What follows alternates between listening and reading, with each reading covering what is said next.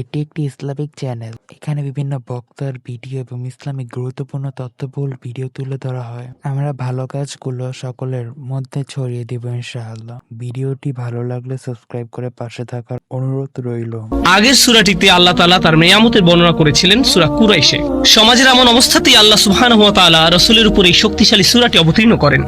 আগের সূরাটিতে আল্লাহ তাআলা তার নিয়ামতের বর্ণনা করেছিলেন সূরা কুরাইশে। কোনো ধরনের সতর্কতামূলক কিছু সেখানে ছিল না। এখন এই সূরায় আমরা দেখব যে বর্ণনা ভঙ্গি সম্পূর্ণ বিপরীত হয়ে গেছে। সূরা কুরাইশ আল্লাহ বলেছিলেন যে তোমরা শান্তিতে সফর করতে পারো গরমে শীতে, আমি তোমাদের খাদ্য দিয়েছি, আমি তোমাদেরকে নিরাপত্তা দিয়েছি। শুধু আল্লাহর নিয়ামতের বর্ণনা, কোনো সতর্কতামূলক কিছু নেই। এখন যখন আল্লাহর নিয়ামত জানার পরেও তাদের আচরণে কোনো পরিবর্তন হলো না, সাইকোলজির ভাষায় এটাকে বলা হয় পজিটিভ রিইনফোর্সমেন্ট। পজিটিভ রিইনফোর্সমেন্ট যখন কাজ হলো না, তখন নেগেটিভ রিইনফোর্সমেন্ট ছাড়া উপায় নেই। এই আচরণের পরিণতি কি হতে পারে? আল্লাহ তাআলা এখন তীক্ষ্ণ ভঙ্গিতে তাদের বুঝিয়ে দিচ্ছেন। আপাত দৃষ্টিতে যদি আপনি এই সূরাটির অনুবাদ পড়েন, আপনার কাছে মনে হতে পারে যে সূরাটিতে আসলে দুটো গ্রুপের কথা বলা হচ্ছে। সূরাটি আপনার কাছে দুই ভাগে বিভক্ত বলে মনে হবে। এটি খুবই সংক্ষিপ্ত একটি সূরা, মাত্র 7টি আয়াত। আরাআইতাল্লাযী ইউকাযযিবু বিদ্দীন ফাযালিকাল্লাযী ইয়াদউল ইয়াতীম ওয়া লা ইয়াহুদ্দু আলা তুআমিল মিসকিন। এটা হচ্ছে প্রথম ভাগ, 3টি আয়াত। সাধারণভাবে যদি অনুবাদ করা হয়, আপনি কি দেখেছেন তাকে যে বিচার দিবসকে মিথ্যা বলে? সে তো সেই ব্যক্তি যে এতিমকে গলা ধাক্কা দেয় আর মিসকিনকে খাদ্যদানে উৎসাহ দেয় না। আমি এখনই গভীর বিশ্লেষণে যাচ্ছি না, শুধুই সরল অনুবাদ নিয়ে আলোচনা করছি। তো এটা ছিল এক ধরনের মানুষদের নিয়ে আলোচনা। এখন এই সূরার দ্বিতীয় অংশের ভিন্ন মানুষদের নিয়ে আলোচনা চলছে। ফাওয়াইলুল লিল মুসাল্লিন আল্লাযীনা হুম আন সালাতিহিম সাহুন আল্লাযীনা হুম ইরাউন ওয়া ইয়ামনাউনাল মাউন। সাধারণ অনুবাদে, অতএব দুর্ভোগ সেই নামাজীদের জন্য যারা তাদের নামাজ আদায়ের ব্যাপারে অমনোযোগী, যারা লোক দেখানোর জন্য তা করে আর প্রয়োজনীয় গৃহ সামগ্রী অন্যকে দেয় না। আপাত দৃষ্টিতে মনে হয় যে এখানে দুটা গ্রুপের কথা বলা হচ্ছে। যখন আমরা সূরাটি গভীরভাবে পর্যালোচনা করব, তখন আমরা দেখব যে এটা আসলে একটি গ্রুপের কথা বলা হচ্ছে, একটি গ্রুপের কথা বলছে। এবং ইনশাআল্লাহ আমরা সূরাটির প্রথম ভাগ এবং দ্বিতীয় ভাগের ভিতরে একটা কানেকশন খোঁজার চেষ্টা করব। লক্ষ্য করে দেখুন, সূরাটির প্রথম ভাগে যার কথা বলা হচ্ছে পরিষ্কার যে সে বিশ্বাসী নয়, কিন্তু দ্বিতীয়ার্ধে যাদের কথা বলা হচ্ছে তারা নামাজ পড়ছেন। সেটা ঠিক যে তারা লোক দেখানো নামাজ পড়ছে বা নিজেকে জাহির করার সস্তা বানাচ্ছে, কিন্তু তারপরও অ্যাটলিস্ট তারা নামাজ পড়ছে। তাই মনে হয় যেন নিশ্চয়ই এখানে বিশ্বাসীদের কথা বলা হচ্ছে। খেয়াল করুন, আমি বলেছিলাম যে কোন কোন আলেম বলেন যে সূরাটি মাদানী সূরা, আবার কেউ কেউ বলেন যে সূরাটির দ্বিতীয় অংশ মাদানী। কারণ এখানে দেখা যাচ্ছে যে মানুষেরা নামাজ পড়ছে এবং লোক দেখানো কাজ করছে, অর্থাৎ মুনাফিকি। আর আমরা জানি যে মুনাফিকি মক্কার কোনো সমস্যা ছিল না, বরং এটা মদিনার সমস্যা ছিল। এই বিষয়টি বিবেচনা করে কেউ কেউ বলে থাকেন যে এটি একটি মাদানী সূরা। অর্থাৎ মনে হয় যেন সূরাটির প্রথম অর্ধ কাফেরদের সম্পর্কে বলছে এবং দ্বিতীয় অর্ধেক মুনাফিক সম্পর্কে বলছে। যদিও আলেমদের এই মতটি একটি গ্রহণযোগ্য মত, এই বিষয়ে অধিক গ্রহণযোগ্য ও যৌক্তিক মত হচ্ছে যে এখানে সামগ্রিকভাবে সূরাটিতে কুরাইশদের সম্পর্কেই বলা হচ্ছে। আমরা যখন সামনে আরো গভীরভাবে বিষয়টি পর্যালোচনা করব, তখন বিষয়টি আমাদের কাছে আরো স্পষ্ট হবে ইনশাআল্লাহ। এর আগে আমাদের আরো কিছু বিষয় বুঝতে হবে। কয়েকটি সূরা আগে রাসূলুল্লাহ সাল্লাল্লাহু আলাইহি সাল্লামকে সুন্দরভাবে একটি জিনিস বোঝানো হয়েছে। বিষয়টি নিয়ে কয়েক সপ্তাহ আগে আলোচনা হয়েছিল। আয়াতটি সূরা 3-এর। আল্লাহ সুবহানাহু ওয়া তাআলা কয়েকটি বিষয় বোঝানোর পর শক্তভাবে বললেন, ফামা ইউকাযযিবুকা বা'দু বিদ্দীন। এত যৌক্তিকভাবে বোঝানোর পরেও আর কি বাকি থাকে যে কেউ দিনের ব্যাপারে তোমার বিরুদ্ধে মিথ্যা বলবে? আল্লাহ তাআলা বোঝাতে চাচ্ছেন এই সূরার আর্গুমেন্ট এত শক্তিশালী যে আর কারো দিনের ব্যাপারে তোমার বিরুদ্ধে মিথ্যা বলার কোনো কিছু বাকি থাকে না।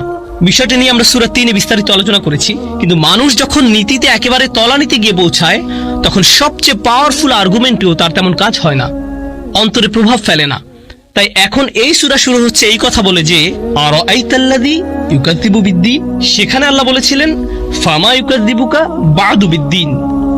এখানে আল্লাহ বলছেন আরাআইতাল্লাযী ইউকাযযিবু বিদ্দীন। দুইটি আয়াতের ভাষা খুবই কাছাকাছি। প্রথমটিতে বলেছিলেন আর কি অজুহাত বাকি থাকে যে তারা দিনের ব্যাপারে মিথ্যা বলবে। পরেরটিতে আল্লাহ সেই একই রাসূলের প্রতি বলছেন। আর হ্যাঁ, প্রথম আয়াতটিতে আল্লাহ তাআলা রাসূলের প্রতি বলেছিলেন ফামা ইউকাযযিবুকা। এখানে কা দ্বারা রাসূলুল্লাহ সাল্লাল্লাহু আলাইহি সাল্লামকে বোঝানো হচ্ছে। এই সূরাতে প্রথম আয়াত আরাআইতা, এখানে তা দ্বারা একইভাবে রাসূলুল্লাহকে বোঝানো হচ্ছে। তুমি কি দেখেছো সেই ব্যক্তিকে? মানে হে নবী, তুমি কি সেই ব্যক্তিকে চেনো যে দিনের ব্যাপারে মিথ্যা বলে? এত চমৎকার সব যুক্তি দ্বারা বোঝানোর পরও অকৃতজ্ঞতার কত উচ্চ লেভেলে সেই ব্যক্তি পৌঁছেছে। এত কিছুর পরেও সে দিনের ব্যাপারে মিথ্যা বলছে। কত নিচু মন মানসিকতার পতন ঘটেছে তার। আল্লাহ এই সূরাতে প্রকাশ করবেন এই ব্যক্তি কিভাবে নিম্ন থেকে নিম্নতর মানসিকতার এই পর্যায়ে পৌঁছেছে। সূরা 3-এ আল্লাহ শুধু সতর্ক করেছিলেন সুম্মা রাদাদনাহু আসফালা সাফিলিন, মনে আছে নিশ্চয়ই আপনাদের, নিচ থেকে নিচতর। এখন এই সূরাতে আল্লাহ উদাহরণ দিয়ে দেখিয়ে দিবেন। আগের সূরাটিতে বিষয়টা ছিল ব্যাপক, সেখানে সমগ্র মানব জাতি সম্পর্কে বলা হয়েছে, লাকাদ খলাকনাল ইনসানা, মানে সমগ্র মানব জাতি। কিন্তু এই সূরা আসছে শুধু কুরাইশদের নিয়ে, এবং রাসূলকে জিজ্ঞেস করা হচ্ছে তুমি কি দেখেছিলে? এখন রাসূল দেখেছেন কি? তিনি নিশ্চয়ই সমগ্র মানব জাতি দেখেননি, তিনি দেখেছেন শুধু কুরাইশদের। অর্থাৎ এখন আঙুল তাক করা হয়েছে কুরাইশদের দিকে। জেনারেল ওয়ার্নিং থেকে পরিবর্তিত হয়ে বিষয়টি খুবই সীমিত আকারে, নির্দিষ্টভাবে এবং সরাসরি এই অপরাধীদের প্রতি ইঙ্গিত করা হচ্ছে। আরো নির্দিষ্টভাবে বললে কুরাইশ লিডারদের প্রতি ইঙ্গিত করা হচ্ছে, সেটা আমরা শীঘ্রই দেখতে পাবো ইনশাআল্লাহ। তো আরাইতা, প্রথম শব্দগুলো, এটা একটা অলংকারিক প্রশ্ন, তুমি কি দেখেছিলে? এতক্ষণ আমরা দুই ধরনের প্রশ্ন পেয়েছি যা আল্লাহ তাআলা তার বার্তাবাহককে করেছিলেন সাল্লাল্লাহু আলাইহি সাল্লাম। আল্লাহ বলেন আলাম তারা, তুমি কি দেখো নাই? এটা সূরাতুল ফিলে ছিল। আল্লাহ বলেন আলাম তারা কাইফা ফাআলা রাব্বুকা বিআসহাবিল ফিল, আলাম তারা কাইফা ফাআলা রাব্বুকা বিআদ। অর্থাৎ এই আলাম তারা হচ্ছে তুমি কি দেখোনি, আর এখন আরাইতা, তুমি কি দেখেছিলে। তাহলে দুইটা শব্দের মধ্যে পার্থক্যটা কি? আচ্ছা, প্রথমটা আলাম তারা, যেমনটি আমরা বুঝেছিলাম সূরাতুল ফিলের আলোচনায় এবং অন্যান্য জায়গায়, এটা আসলে সেই অবস্থাটা বোঝায় যখন রাসূল সাল্লাল্লাহু আলাইহি সাল্লাম পরাভূত হয়ে পড়েন, অথবা চাপগ্রস্ত হন, অথবা একের পর এক ওহীর ভারে নুয়ে পড়ার অবস্থা। তিনি দাওয়াত দিয়েই যাচ্ছেন অথচ ফল পাচ্ছেন না, এবং তিনি দেখেন যে সকল ক্ষমতা বিরোধীদের হাতে, আর ওনার হাতে কিছুই নেই। ঠিক এরকম সময়ে আল্লাহ স্মরণ করিয়ে দেন, তোমার কি আগের সেই ঘটনাগুলো জানা নেই যেগুলোর পরিণতি ঘটেছিল আমার হাতে, এবং কিভাবে আমার সাহায্য পৌঁছায়? তুমি কি দেখো নাই? এই যে তুমি কি দেখো নাই, এটা সে সকল ক্ষেত্রেই ব্যবহার করা হয় যখন রাসূলুল্লাহ ভোগান্তির মধ্যে থাকেন সাল্লাল্লাহু আলাইহি সাল্লাম। কিন্তু এখন এক্ষেত্রে আল্লাহ তাআলা রাসূলের কঠিন অবস্থা নয়, বরং শক্ত অবস্থান দেখাচ্ছেন, তাদের দিকে ইশারা করছেন যাদেরকে নিচু দৃষ্টিতে দেখা উচিত। কুরাইশদের ছোট করে দেখতে বলছেন, অর্থাৎ দুর্বল বা পরাভূত অবস্থা থেকে আল্লাহ তাআলা এখন রাসূলকে শক্তিশালী অবস্থানে নিয়ে আসছেন সুবহানাহু ওয়া তাআলা। আলোচনা আরো অগ্রসর হলে আমরা বিষয়টি আরো ভালোভাবে বুঝবো ইনশাআল্লাহ। আরেকটা বিষয় যেটা খুবই গুরুত্বপূর্ণ আমাদের জন্য, সেটা হলো আল্লাহর দয়া। শাইখ মুতাওয়াল্লি আশ-শাওরি রাহিমাহুল্লাহ তার ক্লাসে এই সূরার উপর আলোচনা করতে গিয়ে দারুণ একটা মন্তব্য করেছেন। তিনি বলেন, একজন শিক্ষক প্রায় এমন প্রশ্ন করেন যেটা তিনি জানেন যে তার ছাত্ররা এই প্রশ্নের উত্তর ভালোভাবেই দিতে পারবে। এর মাধ্যমে শিক্ষকের উদ্দেশ্য থাকে যাতে করে প্রশ্নটির দ্বারা ক্লাস সরব হয়, ছাত্ররা মজা পেয়ে জেগে ওঠে। গণিতের শিক্ষক হঠাৎই জিজ্ঞেস করে বসে 2 + 2 = কত? টিচার অবশ্যই জানেন যে ছাত্ররা এটা সহজেই বলে দিবে, তারপরেও তিনি প্রশ্নটা করেন যাতে তারা অন্যমনস্ক না হয়, তাদের মনকে ক্লাসে উপস্থিত রাখার জন্য, চিন্তা ভাবনা সচল রাখার জন্য শুধু তারা এই প্রশ্নটি করা। এটা যে কোনো উত্তম শিক্ষকের স্টাইল বলা যায়, এ ধরনের অলংকারিক প্রশ্ন করা। টিচিং প্রফেশনে এরকম উদাহরণ সবসময় দেখা যায়। আল্লাহ তাআলা এখানে শিক্ষকের ভূমিকায় আছেন, আর তিনি তার শ্রোতাদের সাথে ঠিক এই কাজটাই করছেন। শ্রোতার মধ্যে রাসূল সাল্লাল্লাহু আলাইহি সাল্লাম নিজেই একজন। আর আশ-শাওকানী রাহিমাহুল্লাহর মত অনুযায়ী কুল্লু যী আকলিন, প্রত্যেক মানুষ যার বিবেক আছে সকলের প্রতি আল্লাহ এই প্রশ্ন করছেন, তোমরা কি দেখোনি? পর্যবেক্ষণের জন্য আল্লাহ সকলকে বলছেন যে শিক্ষা আল্লাহ দিচ্ছেন, নিজেদেরকে সেটার মধ্যে রেখে চিন্তা করার আদেশ এখানে করা হচ্ছে। কারণ আমরা এই আয়াতের শিক্ষা শুধুমাত্র পড়ার মধ্যে অর্জন করতে পারবো না। দুনিয়া সম্পর্কে চিন্তা সাথে আল্লাহ আমাদের যেটা বোঝাতে যাচ্ছেন সেটা পর্যবেক্ষণের মাধ্যমেই আমরা এই আয়াতের শিক্ষা লাভ করতে পারি। আল্লাহ আমাদের চিন্তা করতে বলছেন, মুক্ত মন নিয়ে আশেপাশের বাস্তবতা পর্যালোচনার জন্য বলছেন। তো কোন বিষয় আল্লাহ তাআলা আমাদের পর্যবেক্ষণের জন্য বলছেন? আরাইতা শব্দটার পর সূরাটিতে যে শব্দটা আসছে সেটা হচ্ছে আল্লাযী, মানে যার দ্বারা করা হয়েছে। এই আল্লাযী শব্দটা ক্লাসিক্যাল তাফসিরে 2 ভাবে অর্থ করা হয়েছে। এটা খাস, মুখতাস, মানে নির্দিষ্টভাবে শুধু একজন কাফিরকে বোঝানো, নির্দিষ্ট একজন অবিশ্বাসীর প্রতি ইঙ্গিত করা হচ্ছে। যেমন আস ইবনে ওয়াইল, ওয়ালিদ ইবনে মুগীরা, আখনাস ইবনে শুরাইক, কিংবা আবু জাহল, অথবা সবার পরিচিত আবু লাহাব। সামনে যেহেতু আবু লাহাবের নামে একটা পূর্ণাঙ্গ সূরা আসছে, তাকে ধরে নেওয়া যৌক্তিক। আবার সে ছিল ট্রেজারার, এটাও একটা কারণ হতে পারে। কাবা ঘরে যত দান সদকা আসতো সেগুলোর বন্টনের দায়িত্ব ছিল তার উপর, অর্থাৎ এতিম অসহায়দের প্রতি অবিচার করতে পারে এমন ব্যক্তিদের মধ্যে সে অন্যতম। মূলত সূরাটিতে যে বিষয় আলোকপাত করা হচ্ছে, তাহলে 1 নম্বর মত দ্বারা স্পেসিফিক ভাবে শুধুমাত্র একজনের প্রতি ইঙ্গিত করা হচ্ছে এমনটা বোঝাচ্ছে। 2 নম্বর মত হচ্ছে আল্লাযী দ্বারা এমন যে কোনো ব্যক্তি বোঝায় যার উপর সূরাটির বিবরণ খাটে, সার্বজনীন, মানে নির্দিষ্ট করা নয়। আল্লাহ এখানে কারো প্রতি ইঙ্গিত করছেন না। আল্লাহ বলেননি আরাইতা ওয়ালিদ, তুমি কি দেখেছো ওয়ালিদকে, আরাইতা আখনাস ইবনে শুরাইক, আল্লাহ এভাবে বলেননি। তাহলে যখন তিনি তাদের নাম উচ্চারণ করেননি, তারা এই আয়াতের ভেতর পড়তে পারে, তবে এটা শুধু তাদের মধ্যে সীমিত থাকছে না, এটা হচ্ছে মূল কথা। তাদেরকে বোঝানো হচ্ছে, তবে সীমাবদ্ধ থাকছে না। তবে এখানে মজার বিষয় হচ্ছে যে অন্যায়কারী, যার মধ্যে অন্যায়ের অনুভূতি বর্তমান, তাকে যদি আপনি বলেন তুমি কি সে ব্যক্তিকে চেনো যে দ্বীনের ব্যাপারে মিথ্যা বলে?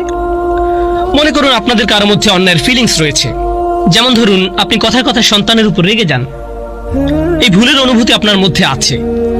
এখন আমি সবার সামনে বললাম, জানেন কিছু মানুষ তাদের সন্তানদের সাথে খুবই বাজে ব্যবহার করে, তো আপনি সাথে সাথে চিন্তা শুরু করবেন তাকে কে বলল, অথবা আমাকে বলে উঠবেন আপনি আমার দিকে তাকিয়েও কেন বলছেন, অথচ আমি আপনার দিকে তাকিয়ে বলছি না।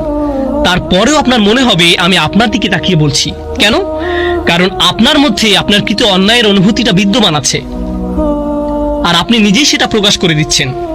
হ্যাঁ, নিজেই সেটা প্রকাশ করে দিচ্ছেন। তো এই আল্লাযী শব্দের ব্যবহার দ্বারা অনেকটা এরকম অন্যায়কারীদের প্রতি ইঙ্গিত করা হচ্ছে, যাতে তারা ওভাবে ভাবে যে আমার কথা বলা হচ্ছে নাকি, আমার সম্পর্কে তাদেরকে কে জানালো, তাদের এত বড় সাহস কিভাবে হলো। মানে আল্লাযী শব্দটা তাদের এভাবে চিন্তা করতে বাধ্য করছে। তারা ভাবছে রাসূলুল্লাহ তাদের বিরুদ্ধে সরাসরি কথা বলছেন, হয়তোবা প্রকাশ্যে নয়, কিন্তু অন্তত পক্ষে ততটুকু প্রকাশ্যে যতটুকু বললে তাদের সম্মানে লাগে। আর তারা চিন্তায় পড়ে যায়, মানুষজন হয়তো ভাববে যে এই সূরাটিতে আমাকেই তিরস্কার করা হয়েছে। তো আসলে এই সূরাটির তেলাওয়াতের মাধ্যমে সমাজে রীতিমতো একটা সংঘাতের আবির্ভাব ঘটেছে। আমাদের বুঝতে হবে যে কোরআন যখন নাজিল হয় তখন সেটি পাঠশালার দার্সের আকারে হয়নি। যখন কোরআনের প্রতিটা আয়াতের আবির্ভাব ঘটে এবং রাসূলুল্লাহ সাল্লাল্লাহু আলাইহি সাল্লাম তেলাওয়াত করেন, আয়াতগুলো সোসাইটিতে কাফিরদের জন্য হাজারো সমস্যার সৃষ্টি করে। তাদের জন্য রীতিমতো আকাশ থেকে পড়া বজ্রপাতের মতো হয় এক একটা আয়াত। এক একটা আয়াত তাদের প্রতি এক একটা আক্রমণের মতো, এক একটা ধাক্কা। এতে তাদের জারিজুরি সব ফাঁস হয়ে যায়। তাদের অনুভূতি হয় এমন যেন আয়াতগুলোর দ্বারা তাদের ফাউন্ডেশন চুরমার করে দেয়া হচ্ছে। সামগ্রিকভাবে এই সূরার চিত্র যা আমাদের সামনে আছে অনেকটা এরকমেরই। সুবহানাল্লাহ। এরপর আসছে আল্লাযী ইউকাযযিব। আমাদের এই দুইটি লাইনের মধ্যে পার্থক্য বুঝতে হবে। আল্লাযী ইউকাযযিবু বিদ্দীন আর আল্লাযী ইয়াকফুরু বিদ্দীন, যে দ্বীনের ব্যাপারে মিথ্যা বলে। মানে যদি এটা সাধারণভাবে অনুবাদ করা হয় যে দ্বীনের ব্যাপারে মিথ্যা বলে বনাম যে দ্বীনকে অস্বীকার করে। কুফর অর্থাৎ পরেরটা হচ্ছে সরাসরি অস্বীকার, বাতিল ঘোষণা করা। বুঝতে হবে যে কুফর আর তাকযীবের মধ্যে পার্থক্য কি। তাকযীব, প্রথম শব্দটা হচ্ছে তাকযীব, কাযযাবা ইউকাযযিবু তাকযীব। দুটো শব্দের মধ্যে পার্থক্য কি? কুফর হচ্ছে সরাসরি অস্বীকার ও প্রত্যাখ্যান করে দেয়া। এখন তাকযীব মানে কারো বিরুদ্ধে মিথ্যা বলা। আরবিতে একটি ইন্টারেস্টিং শব্দ। আপনি যখন কারো নামে মিথ্যা বলছেন মানে তাকে শত্রু বানিয়ে নিচ্ছেন।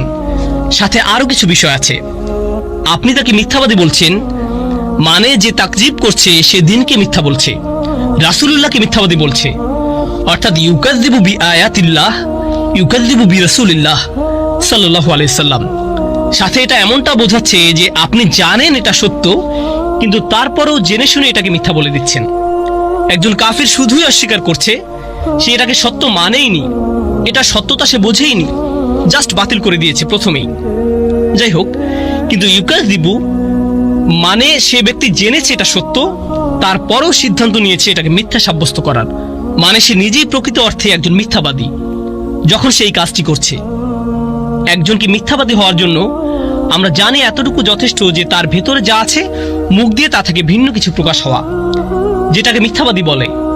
তো তার ভিতরে যা আছে তা হচ্ছে যে এই বাণী সত্য, কিন্তু সে চাচ্ছে এই বাণীর বিরুদ্ধে শত্রুতা পোষণ করতে। তো সে জেনে বুঝে দ্বীনের বিরুদ্ধে মিথ্যা বলছে, যদিও তার বিবেক বলছে এই দ্বীন সত্য। সে তার বিবেককে নিজের হাতে একেবারে শ্বাসরোধ করে হত্যা করেছে। তারপর যেটা সে জানে যে চিরন্তন সত্য সেটাকে মিথ্যা প্রমাণ করছে। সুবহানাল্লাহ। এই হচ্ছে আল্লাযী ইউকাযযিবু শব্দদ্বয়ের সহজ ব্যাখ্যা। সহজে বললে আল্লাহ এখানে শুধুমাত্র একজন প্রত্যাখ্যানকারী যে বলে আমি মুহাম্মদকে বিশ্বাস করি না তার কথা বলছেন না, বরং আল্লাহ তাআলা এখানে একজন কাফিরের সাইকোলজিক্যাল অবস্থা বর্ণনা করছেন এবং তাকে জানান দিচ্ছেন যে আমি জানি তোমার ভিতরে কি চলছে, আমি জানি যে তুমি ইতোমধ্যে এই সত্য স্বীকার করে নিয়েছো এবং আমি এও জানি যে এটা শুধু তোমার অহমিকা, তোমার অধ্যত্ত স্বভাব আর পাপের প্রতি আসক্তি যা তোমাকে এই সত্য দিন স্বীকার করে নিতে বাধা দিচ্ছে। তাই আমি তোমাকে আল্লাযী ইয়াকফুরু বিদ্দীন না বলে বলবো আল্লাযী ইউকাযযিবু বিদ্দীন। সুবহানাল্লাহ, খুবই তীক্ষ্ণ শব্দের ব্যবহার যেটা এখানে করা হচ্ছে। আরেকটা লক্ষণীয় বিষয় হচ্ছে এখানে আল্লাযী কাযযাবা বলা হয়নি। দেখুন, আরাআইতা ছিল অতীতকালে, তুমি কি দেখেছিলে, তার মানে রাসূলুল্লাহ ইতিমধ্যেই দেখেছেন। আল্লাহ বলছেন না আতারা, তুমি কি দেখেছো। এভাবে বললে হতো বর্তমান কাল, তাদেরকে এখন গিয়ে দেখো, কিন্তু রাসূলুল্লাহ তাদেরকে আগের থেকেই দেখেছেন। যখন বলা হয় ইউকাযযিবু, এটা মুদারি ফর্ম, মানে বর্তমান কাল ব্যবহার করা হচ্ছে। ইয়াদুল্লু আলাল ইস্তিমরার, এর দ্বারা বর্তমান ঘটনা বোঝাচ্ছে, অর্থাৎ তারা দিনের বিরুদ্ধে মিথ্যাচার করে প্রতিদিন। অসংখ্য সুযোগ আসে তাদের সামনে যাতে তারা সত্যকে গ্রহণ করে নেয়, কিন্তু তারা সেসবের প্রত্যেকটিকে প্রত্যাখ্যান করে। কাযযাবা যদি বলা হতো এর অর্থ দাঁড়াতো সে দিনের বিরুদ্ধে মিথ্যা বলছে একবার, ইউকাযযিবু মানে সে মিথ্যা বলে বারবার। সে অনেক নিদর্শন যাচাই করে, মনে মনে তার সত্যতা সম্পর্কে আরো আশ্বস্ত হয়, কিন্তু বাহিরে সে এটার আরো বিরুদ্ধে আসে এবং একের পর এক তাকযীব আর তাকযীব আবার তাকযীব করতে থাকে। ইউকাযযিবু শব্দ দ্বারা এটাই বোঝাচ্ছে। এখন আমরা যাচ্ছি দিন শব্দটাতে। এর আগে জুজাম্মার অন্য সূরাগুলোর ব্যাখ্যায় দিন শব্দটা নিয়ে আমরা আলোচনা করেছি। আমি এখন এটা নিয়ে বিস্তারিত আলোচনায় যাচ্ছি না।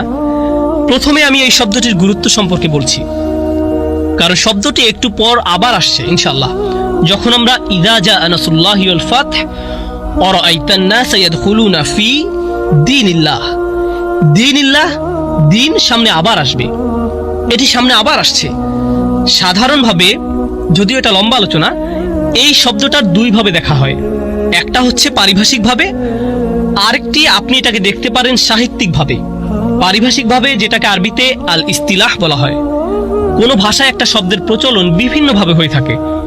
এখন আপনি যদি শব্দটি নিয়ে শুধুমাত্র একটি নির্দিষ্ট ক্ষেত্রে ব্যবহার শুরু করে দেন, দিন শব্দটিতে আসার আগে আমি একটা সহজ উদাহরণ দিয়ে বিষয়টি বোঝাই। যেমন ধরুন জার্নাল শব্দটি, এখানে সবাই জানেন জার্নাল শব্দ দ্বারা কি বোঝানো হয়, কিন্তু আপনি যদি কোনো পত্রিকার একজন সম্পাদক হন অথবা আপনি কোনো প্রকাশনীর সাথে জড়িত হন, আপনি যখন জার্নাল শব্দটা শুনবেন সাথে সাথে আপনার মনে নির্দিষ্ট ধারণার অবতারণা হবে। এখন আপনি আর কারো ব্যক্তিগত জার্নাল যেখানে কিছু কথাবার্তা ইত্যাদি থাকে এমন কিছু চিন্তা করবেন না। এখন আপনি ছাপার সাথে জড়িত জার্নাল অথবা একাডেমিক জার্নাল এর ব্যাপারে চিন্তা করবেন। একইভাবে আপনি যদি কোনো অ্যাকাউন্টেন্টের সাথে কথা বলেন, তার কাছে জার্নাল বলতে অ্যাকাউন্টিং এর সাথে জড়িত জার্নালের কথা মনে হবে, যেখানে রেকর্ড সংরক্ষণ করা হয়, ডেবিট ক্রেডিট ইত্যাদি আলোচনা থাকে।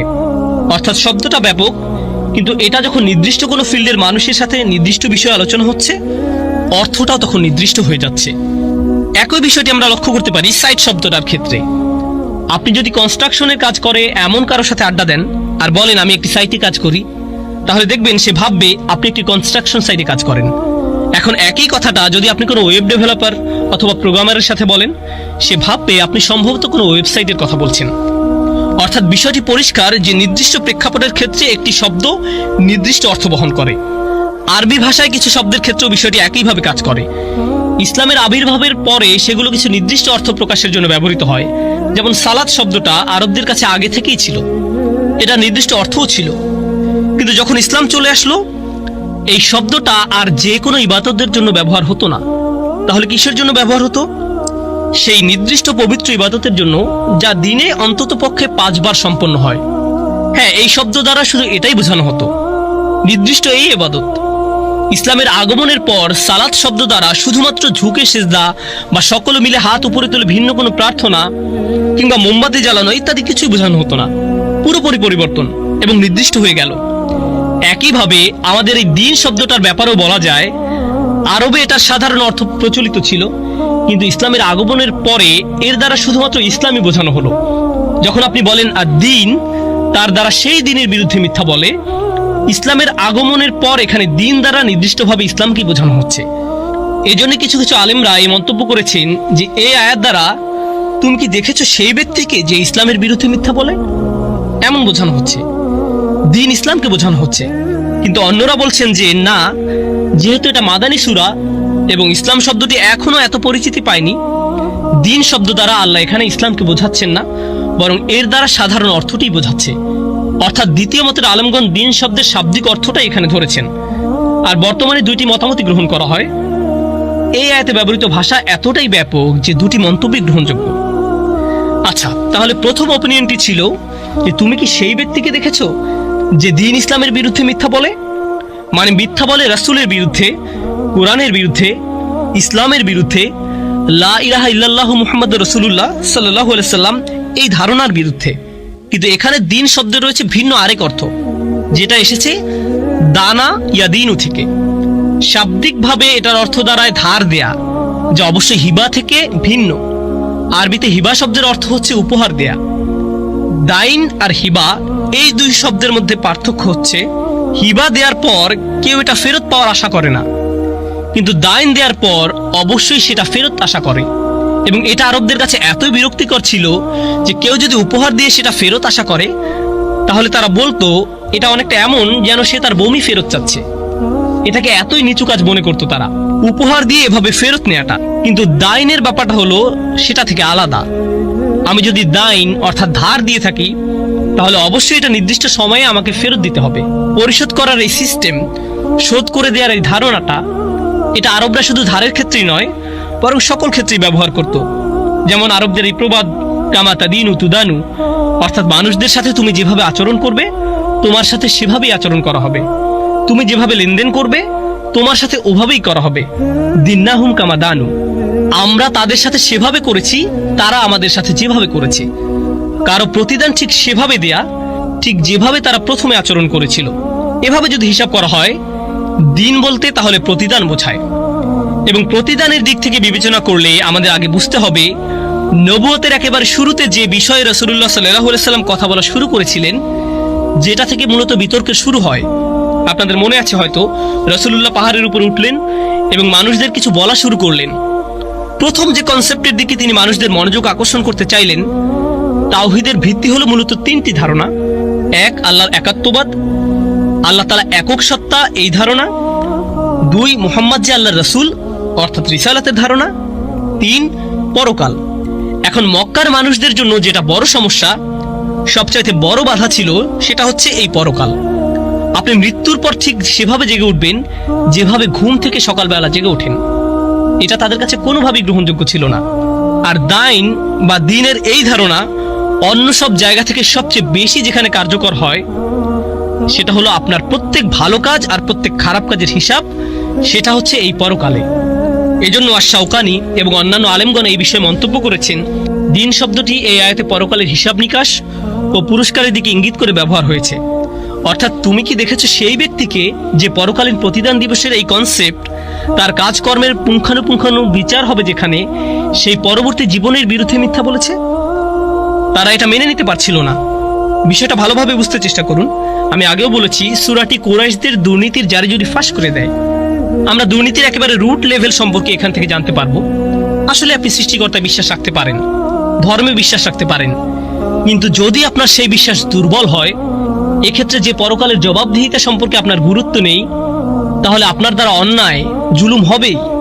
যদি আপনি ধার্মিকও হন, এমনকি নামাজও পড়েন। এবং আমি একথা কেন বলছি যে যদি আপনি নামাজও পড়েন, কারণ আল্লাহ এই সূরাতে তাদের কথাই বলছেন যারা নামাজ পড়তো, অথচ তারপরেও সাথে জঘন্য অপরাধে লিপ্ত থাকতো, আজেবাজে কাজকর্ম করত। কেন? কারণ পরকালে বিশ্বাসের ধারণা তাদের মধ্যে ছিল না। আপনারা হয়তো জানেন, যে কোনো মানুষের জন্য যে বিষয়টি সবার আগে অপরাধ কর্ম থেকে দূরে থাকতে সাহায্য করবে, সেটা হচ্ছে কাজের পরিণতির ভয়। একটি লাল বাতি সিগন্যাল, সাথে উপরে ক্যামেরা ফিট করা আছে, এমন হলে তাকওয়া অন্তরে অটোমেটিক সেট হয়ে যাবে, স্বাভাবিক। এইভাবে যে কাউকে থামিয়ে দেওয়া যাবে, কারণ এভাবে পরিণতি ভয়ঙ্কর হতে পারে। আমাকে জরিমানা করা হতে পারে, কিংবা আমি আমার লাইসেন্স হারাতে পারি। পুলিশ অফিসার তো আমার পাশেই দাঁড়িয়ে আছে। আবার মাঝে মাঝে আমরা গায়েবের উপরও বিশ্বাস রাখি, আরে পুলিশ অফিসার তো আশেপাশেই কোথাও থাকতে পারে, যদি চলে আসে। আল্লাযীনা ইউমিনুনা বিল গায়ব, ঠিক না? অর্থাৎ বিষয়টি হচ্ছে, যদি আপনার অন্তরে এই ধারণা দৃঢ় থাকে যে অপরাধের দরুন আপনাকে পরিণতি ভোগ করতে হবে কিংবা কাজের প্রতিদান দেয়া হবে আপনাকে, তাহলে আপনি অপরাধ থেকে দূরে থাকবেন, অথবা আপনি পুনরায় আবার চিন্তা করবেন। তাই আল্লাহ তাআলা সূরাটি শুরু করেছেন, তুমি কি দেখেছো সেই ব্যক্তিকে যে প্রতিদান দিবসের এই ধারণার বিরুদ্ধে মিথ্যা বলে? আবারও চলুন আমরা দুটি বিষয় একত্র করে নেই। সে এটার বিরুদ্ধে মিথ্যা বলছে, মানে তার মনের কোনো এক কোণায় অবশ্যই এই ধারণা মজুদ আছে যে হয়তো আমাকে কাজের ফলাফল ভোগ করতে হবে, কিন্তু সে মনের এই চিন্তাকে উড়িয়ে দেয় এবং এটা নিয়ে হাসি ঠাট্টা করে। আচ্ছা, তোমরা তাহলে জাহান্নামকে ভয় করছো? ওখানে তো অনেক গরম না? জান্নাতে গেলে কি কি পাবে তোমরা? এরপর জান্নাত নিয়েও তারা ঠাট্টা করে, কিন্তু তাদের মনের কোথাও না কোথাও এই প্রশ্ন ঘুরে ফিরে আসেই, হয়তো মৃত্যুর পরেও কোনো জীবন আছে যেখানে জবাবদিহি করতে হবে। কিন্তু হঠাৎ জেগে ওঠা মনের এই চিন্তাকে তারা মনের মধ্যেই কবর দিয়ে দেয়, এটা সম্পর্কে মিথ্যা বলে এবং নিজেদের নিত্যদিনের জীবনযাপন নিয়ে এগিয়ে যেতে থাকে, কারণ তাদের কাছে এসব নীতি চিন্তার কোনো পাত্তা নেই। আর হ্যাঁ, এই সূরাটি সেই সমস্ত লোকদের নিয়ে আলোচনা করছে যারা বেপরোয়া, কোনো কিছুতেই যাদের কোনো কিছু যায় আসে না। সামনে আমরা বিষয়টি আরো ভালোভাবে বুঝবো ইনশাআল্লাহ। অফি কালামি হাতফুন আল মানা। আর এই বর্ণনার বাচনভঙ্গির দ্বারা যা বোঝা যায়, এই বর্ণনা ভঙ্গির পেছনে আছে বিশেষ উদ্দেশ্য।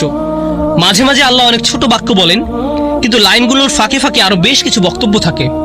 আরবিতে এটাকে হাতফ বলে, অর্থাৎ বিশেষ কোনো কাজ, মিশন। তো আমরা এটাকে ব্যাখ্যা করব এবং আলেমদের বিভিন্ন মত দ্বারা আল্লাহ কি বোঝাতে চাচ্ছেন তা ক্লিয়ার করবো ইনশাআল্লাহ। আর আইতাল্লাযী ইউকাযযিবু বিদ্দীন। তুমি কি দেখেছো সেই ব্যক্তিকে যে শেষ বিচারে এই কনসেপ্টকে মিথ্যা বলে? সে কি সঠিক নাকি ভুল? সে কি সত্য পথে আছে নাকি মিথ্যায়? তুমি কি ভেবে দেখেছো তার অবস্থাটা? এটা হচ্ছে পরিপূর্ণ অর্থ উপরের আয়াতে যা বোঝানো হচ্ছে। ওয়ালিদ ইবনে মুগীরা, আস ইবনে ওয়াইল, আখনাস ইবনে শুরাইক, আবু জাহল, আবু লাহাব ইত্যাদি মানুষরা এই আয়াতের গণ্ডির ভেতরে পড়ছে। এবং সাধারণ অর্থে বর্তমানের অসংখ্য মানুষ যাদের এমন মেন্টালিটি আছে, এবং দেখা দ্বারা এখানে যা বোঝানো হচ্ছে একভাবে বুঝলে এটার অর্থ দ্বারা আক্ষরিকভাবেই দেখা বা চর্মচক্ষু দ্বারা দেখা। অর্থাৎ রাসূলকে সাধারণভাবে জিজ্ঞেস করা হচ্ছে, তোমার চোখ কি ওই লোকদের কর্মকাণ্ড পড়েনি? তোমার চোখে কি ওই সমস্ত লোকদের কর্মকাণ্ড পড়েনি? অর্থাৎ সরাসরি দর্শনের কথা বলা হচ্ছে, কিন্তু অন্য মত থেকে জানা যায় এই দেখা দ্বারা চিন্তা ভাবনার কথা বোঝানো হচ্ছে। তুমি কি এই লোকদের পরকালকে মিথ্যা বলার দাবিটি চিন্তা করে দেখেছো? একটা হচ্ছে আক্ষরিক অর্থে দেখা, আরেকটা হচ্ছে অলংকারিক অর্থে দেখা। যেমন আগে উদাহরণ দিয়েছি, আমি যদি বলি আমি দেখেছি আপনাকে, মানে বোঝায় আসলেই আপনাকে দর্শন করেছি। কিন্তু কোনো ঘটনা বর্ণনা করার পর যদি বলি ও আই সি, মানে এখানে দেখা দ্বারা বোঝাচ্ছে যে আমি বুঝলাম। এই দেখা চোখের দেখা না, বরং মনের দেখা, অর্থাৎ অলংকারিক দেখা। তুমি কি বুঝতে পারছো সেই ব্যক্তিকে যে প্রতিদান দিবসের ধারণাটির বিরুদ্ধে মিথ্যা বলে? এরপর আসুন দ্বিতীয় বিষয়টি, আর আইতা, তুমি কি দেখেছো, তুমি কি চিনতে পেরেছো সেই ব্যক্তিকে যে পরকালীন বিচার হওয়ার এই ধারণার বিরুদ্ধে মিথ্যা বলে? সে কেমন মানুষ? তুমি কিভাবে এমন মানুষকে চিনবে? কিভাবে বুঝবে যে এই ব্যক্তি পরকালে তাকে যে কাঠগড়ায় দাঁড়াতে হবে সেটা মানেই না? প্রশ্নটা এখানে করা হয়েছে। সাধারণত এই ধরনের প্রশ্ন হয় এমন যেটা শুনে আপনার মনে হবে যে এটার উত্তর তো আমি আগে থেকেই জানি, কিন্তু এই সূরাটিতে আল্লাহ তাআলা এখানে উত্তর দিয়ে দিচ্ছেন। তিনি বলছেন, আমি তোমাকে বলে দিচ্ছি কিভাবে তুমি বুঝবে যে অমুক ব্যক্তির পরকালের উপর কোনো বিশ্বাস নেই। ফাযালিকাল্লাযী ইয়াদউল ইয়াতীম। ফা শব্দটি এখানে অনেক গুরুত্বপূর্ণ। ফা অর্থাৎ তারপর। আমরা এই শব্দটায় কিছুটা সময় ব্যয় করব ইনশাআল্লাহ, যখন এই আয়াতটি নিয়ে বিস্তারিত আলোচনা করব। আপাতত আগের আয়াতটি আলোচনা শেষ করা যাক। একটা মত হচ্ছে যে আরাইতা দ্বারা শুধুমাত্র রাসূলুল্লাহ সাল্লাল্লাহু আলাইহি ওয়াসাল্লামকে বোঝানো হচ্ছে না, বরং যে কোনো ব্যক্তি যার নিজের জন্য সুস্থভাবে চিন্তা করার সামর্থ্য রয়েছে, তুমি কি চিন্তা করে দেখেছো দ্বারা সেই ব্যক্তির দিকে ইঙ্গিত করা হচ্ছে যার চিন্তা করার সামর্থ্য রয়েছে। হাযাল্লাযী ইউকাযযিবু বিদ্দীন বা'দা যুহুরি দালাইলিহি। তুমি কি দেখেছো সেই ব্যক্তিকে যাকে সমস্ত দলিল প্রমাণ দেখানোর পরেও সেই দিনের বিরুদ্ধে মিথ্যা বলে? আমরা ইতিমধ্যে সূরা 3 এবং সকল দলিল প্রমাণাদির প্রদর্শন নিয়ে আলোচনা করেছি। আল্লাহ বলছেন, এখন তুমি আর কিভাবে অস্বীকার করবে? ফামা ইউকাযযিবুকা বা'দু বিদ্দীন। কিন্তু তারপরেও আর আইতাল্লাযী ইউকাযযিবু বিদ্দীন, এত কিছুর পরেও, এত পরিষ্কারভাবে বুঝিয়ে দেওয়ার পরেও সে দ্বীনের বিপক্ষে মিথ্যা বলছে। এর পরেও সে কিভাবে এমন করতে পারে? তারপর আরেকটি বিষয়, যদিও এটা আমি স্কিপ করে যাব, এটা নিয়ে আগে বলেছি, নির্দিষ্টভাবে একজনকে ইঙ্গিত করা আর সকলকে বোঝানোর বিষয়টা। কিন্তু একটু বলতে হয়, ইমাম রাজির একটা চমৎকার মন্তব্য যেটা আসলে খুবই উদ্দীপ্তকর। আল্লাহ নিশ্চিত করেছেন যে পরকালকে অস্বীকার করাই হচ্ছে সকল প্রকার অবিশ্বাস আর বিদ্রোহের পিছনের মূল কারণ। মৌলিক, একেবারে গোড়ায় যে বিষয়টি মানুষদের ধর্ম থেকে দূরে রাখে। নবী রাসূলদের কাছে ওহী পাঠানো হয়, এটা বিশ্বাস করা অতটা কঠিন নয়, কেননা এটা মানুষের বিবেককে নাড়া দেয়। সৃষ্টিকর্তা এক, এই ধারণা বুঝে নেয়া এটাও কোনোভাবেই কঠিন নয়। মূলত পরকালে আমাকে জবাবদিহি করতে হবে আমার কাজকর্মের জন্য, এই কনসেপ্টটিতেই মূল সমস্যা মানুষের। কারণ এর মানে আমাকে আমার জীবনযাপন পদ্ধতি পরিবর্তন করতে হবে, কিন্তু মানুষজন এটা করতে চায় না। বাল ইউরিদুল ইনসানু লিয়াফজুরা আমামাহ, মানুষ চায় তার সামনে থাকা নিয়মকানুন ডিঙিয়ে যেতে, পাপের পথে অগ্রসর হয়ে নিয়ম শৃঙ্খলার তোয়াক্কা না করে একেবারে সেগুলোর বিরুদ্ধে বিদ্রোহ চালিয়ে দিতে। শৃঙ্খলা বিধির কোনো পাত্তা নেই তার কাছে, এবং এটাই হচ্ছে সেই মূল কারণ যেটার কারণে দিন ধর্ম সে মানতে রাজি নয়। এই বাস্তবতা খুবই কঠিন তার জন্য, মেনে নেওয়া খুবই দুরূহ। জানেন নিশ্চয়ই, যখন বাস্তবতা খুব কঠিন হয় মানুষ চায় সেটা থেকে পালাতে। অনেকেই এরকম করে থাকে, আমরা তাদেরকে এক কথায় কাপুরুষ বলি।